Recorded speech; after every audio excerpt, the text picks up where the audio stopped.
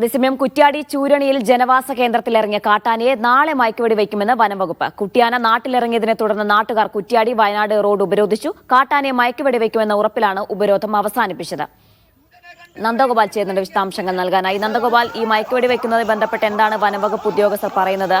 എന്തൊക്കെ നടപടിക്രമങ്ങളാണ് ഇനി ഉള്ളത്?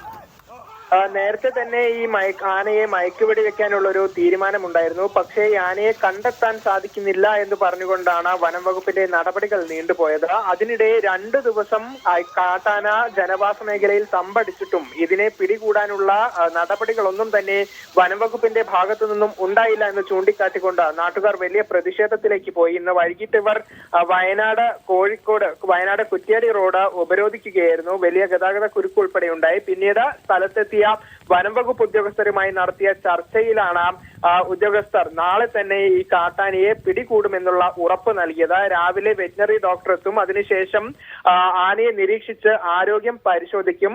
തുടർന്ന് വനം വകുപ്പ് വെറ്റിനറി ഡോക്ടറുടെ ഉത്തരവ് ലഭിച്ചതിന്റെ പിന്നാലെയായിരിക്കും മയക്കുവെടി വെക്കുക എന്നുള്ളതാണ് മനസ്സിലാക്കുന്നത്. ഈ മയക്കുവെടി വെക്കുന്ന കാട്ടാനയെ എങ്ങോട്ട് കൊണ്ടുപോകണമെന്നുൾപ്പെടെയുള്ള തീരുമാനങ്ങൾ പിന്നീട് സ്വീകരിക്കും. ശരി, നന്ദഗോപാലാണ് വിവരങ്ങൾ നൽകിയത്.